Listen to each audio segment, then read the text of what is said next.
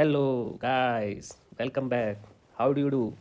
Hope you are fine, but little bit nervous क्योंकि आपकी date sheet आ गई है, प्रैक्टिकल आने वाले हैं और आपको बहुत सारे सब्जेक्ट को पढ़ना भी है।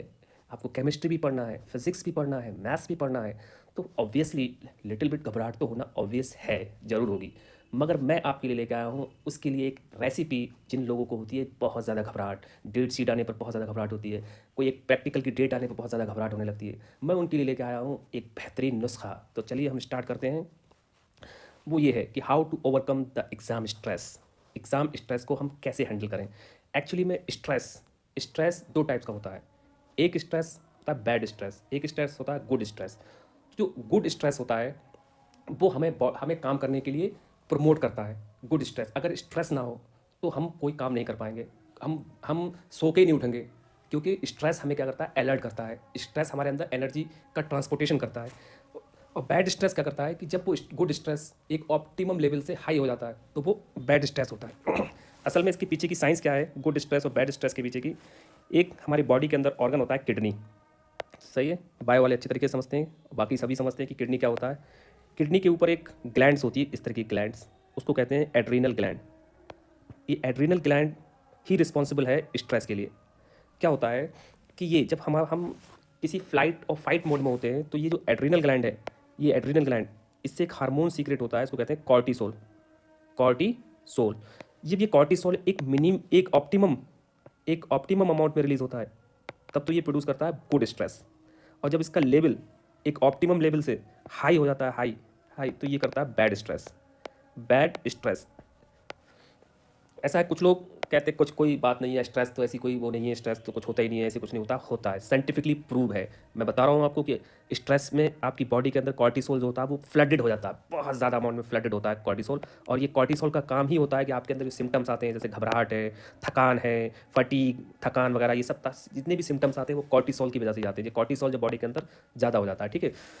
तो हमने समझ लिया कि बैड स्ट्रेस कॉर्टिसोल का लेवल एक ऑप्टिमम लेवल से ज़्यादा होता है, गुड स्ट्रेस एक ऑप्टिमम लेवल में ही रहता है। अगर कॉर्टिसोल तो गुड स्ट्रेस प्रोड्यूस करता है। अब इसके ये तो हो गया आपका साइंटिफिक रीजन कि ये बॉडी के अंदर ये फिजियोलॉजी में चेंज आता है तब ऐसा होता है। पर ये होता क्यों है, ऐसा कॉर्टिसोल क्यों होता है, कैसे क्यों इतना रिलीज होने लगता है। ये इसलिए होता है, जैसे इसके बहुत सारे कारण हो सकते हैं, मगर मैंने यहाँ पर सिर्फ और सिर्फ 3 रीज़न लिए हैं। सबसे पहला रीज़न है उसमें फॉल्टी गोल सेटिंग।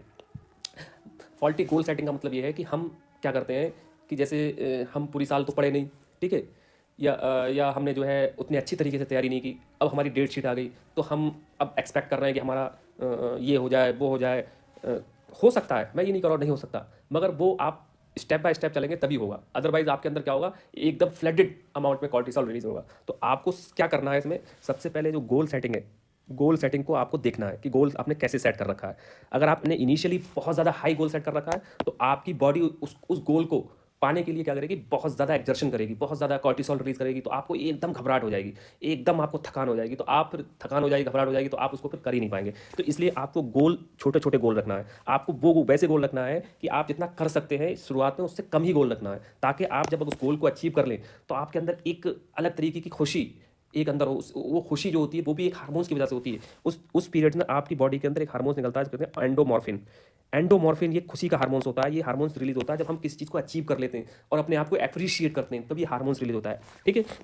तो हम अगर छोटे छोटे गोल्स बनाएंगे, मतलब जितना हम कर सकते हैं उससे थोड़े से छोटे अगर हम गोल्स बनाएंगे और उनको हम जब अचीव करेंगे तो हमारे अंदर एक खुशी आएगी, एक एंडोमॉर्फिन का लेवल बढ़ेगा। एंडोमॉर्फिन का लेवल बढ़ेगा तो कॉर्टिसोल का लेवल कम होगा। जब कॉर्टिसोल का लेवल कम होगा तो हम क्या करेंगे, फिर चीज़ों को अच्छी तरीके से मैनेज करना सीख जाएंगे, अच्छी तरीके से मैनेज करने लगेंगे, ठीक है। जब अच्छी तरीके से मैनेज करने लगेंगे और हमारे अंदर एक टाइप का हौसला हो जाएगा कि हमारे अंदर ये हम कर सकते हैं, तो फिर यकीनन आप बड़े बड़े गोल जब सेट करेंगे तो बड़े बड़े गोल भी अचीव कर लेंगे, क्योंकि आपके अंदर एक एनर्जी होगी, आपके अंदर एक पैशन होगा और आपके अंदर एक नई टाइप्स की एक स्ट्रिंग होगी, ठीक है।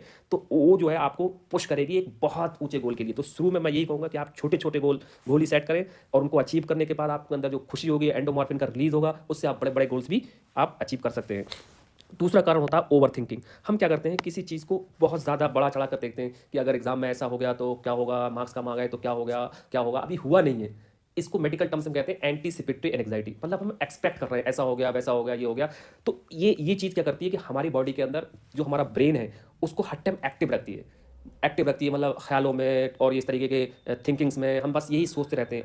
और जब सोचते रहते हैं, हम ज़्यादा सोचते हैं, तो ब्रेन को वर्क ज़्यादा करना पड़ता है, मतलब ब्रेन रेस्ट नहीं करता है। तो ब्रेन जब रेस्ट नहीं करता है तो हमारा ब्रेन थक जाता है, और थक जाता है तो फिर हम कुछ नहीं कर पाते हैं। ठीक है, ये तो ओवर थिंकिंग से बचना है। मैं बताऊंगा अभी कैसे कैसे बचना है इससे।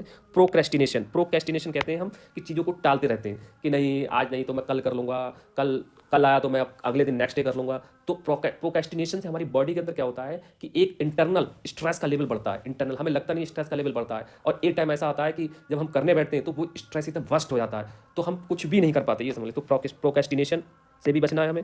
अब इसके देखें, जब ये बैड स्ट्रेस हो जाता है बॉडी के अंदर, तो क्या क्या उसके सिम्टम्स होते हैं, बैड स्ट्रेस के सिम्टम्स होते हैं। सबसे पहले सिम्टम्स होता है जब कॉर्टिसोल एड्रिनल ग्लैंड से जब रिलीज होता है, तो वो सबसे पहले काम करता है फ्लाइट एंड फाइट रिस्पॉन्स। यानी या तो लड़ो या भागो। ठीक है, ये दो काम के लिए हमें क्या करता है, हमारी ब्लड सप्लाई को बढ़ाता है। ब्लड सप्लाई को बढ़ाने के लिए वो हार्ट को ये कमांड देता है कि हार्ट पंप करे बहुत तेजी से।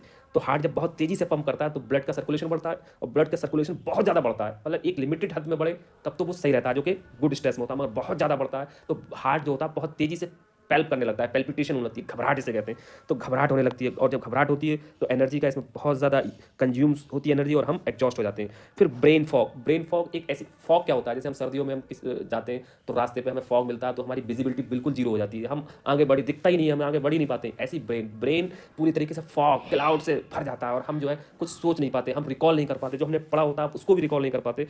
ऐसी सिम्टम्स और ग्रुप ऑफ सिम्टम्स को हम ब्रेन फॉग कहते हैं। फिर थकान हो जाती है हमारी, फिजिकली भी थक जाते हैं, मेंटली भी पूरी तरीके से थके हुए होते हैं। ठीक है, इस तरीके के सिम्टम्स होते हैं। अब मैं आपको बताता हूँ कि इसको कैसे ओवरकम करना है, बैड स्ट्रेस को ओवरकम करने के लिए सबसे पहले हमें सेंसफुल इग्नोरेंस में मैं कह रहा हूँ कि आपको पहले समझना पड़ेगा कि किस वजह से ये स्ट्रेस हमारे ऊपर हो रहा है। जैसे ओवर थिंकिंग की वजह से हो रहा है, एंटीसिपेटरी एंग्जाइटी की वजह से हो रहा है कि हम फ्यूचर के बारे में सोच रहे हैं कि एग्जाम में अगर कम मार्क्स आए तो क्या होगा, ऐसा हुआ तो क्या होगा, वैसा होगा तो क्या होगा। तो हम क्या करें, उसको ये होता है, ये मान लें कि है, मैं ऐसा सोच रहा हूँ, ये मान लें इस चीज़ को, मैं सोच रहा हूँ, मगर मैं इसको मैनेज करूँगा। मैनेज कैसे करूँगा कि मेरे दिमाग में ये आएगा तो मैं ये सोचूंगा ठीक है ये है, मगर मैं इसको कल सोचूंगा। इस तरीके से इसको टालते रहे, मैं इसके ठीक है ये चीज़ है मगर इसके बारे में परसों सोचूंगा। इस तरीके से आप अगर इसको टालते रहेंगे, अपने माइंड को इस तरीके से बेवकूफ़ बनाते रहेंगे, तो वो एक टाइम में आप इसको भूल जाएंगे। ठीक है, दूसरी चीज़ मैंने लिखी है बिजनेस। आप जितना बिजी रहेंगे तो आपका क्या होगा कि जो ओवर थिंकिंग है, जो आप ये सोच रहे हैं एंटीसिपेटरी एंग्जाइटी, इस तरीके की जो चीज़ है वो आपके दिमाग में कम से कम आएंगी, क्योंकि आप बिजी होंगे पढ़ाई में। और उससे दूसरा बेनिफिट ये भी होगा कि आप जब पढ़ाई करेंगे तो आप एक्चुअल में आपका क्या होगा, एक उधर से जो आपको पढ़ना ही है तो वो आपका वर्डन कम होगा। जब आपका वो वर्डन कम होगा तो ये दोनों तरफ से आपको बहुत बेनिफिट करेगा। एक तो बिजी रहेंगे तो ओवर थिंकिंग कम होगी, और दूसरा बिजी रहने से आप पढ़ेंगे तो आपका वर्डन कम होगा, और उससे फिर अल्टीमेटली आपका स्ट्रेस कम होगा। फूड और स्लीप, मैं ये कहता हूँ कि जैसे एग्जाम आते हैं तो बच्चे क्या करते हैं कि मील्स स्किप करने लगते हैं, ब्रेकफास्ट स्किप करने लगते हैं। तो प्लीज़ ऐसा मत करिए, क्योंकि बॉडी को लड़ना है, और बॉडी को लड़ने के लिए एनर्जी चाहिए।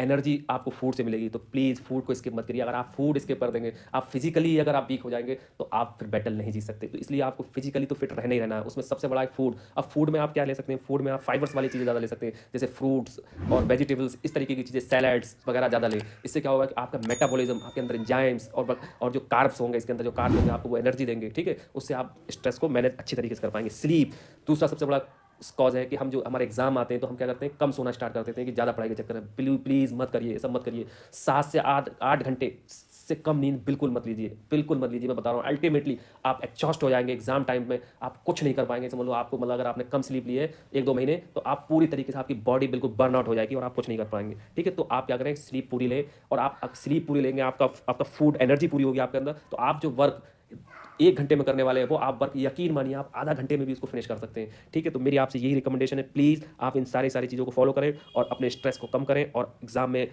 ओवर परफॉर्मेंस दें, बहुत बेहतरीन परफॉर्मेंस दें। और मुझे यकीन है कि आप अगर इस तरीके से अगर फॉलो करेंगे और इस तरीके से समझेंगे तो आपकी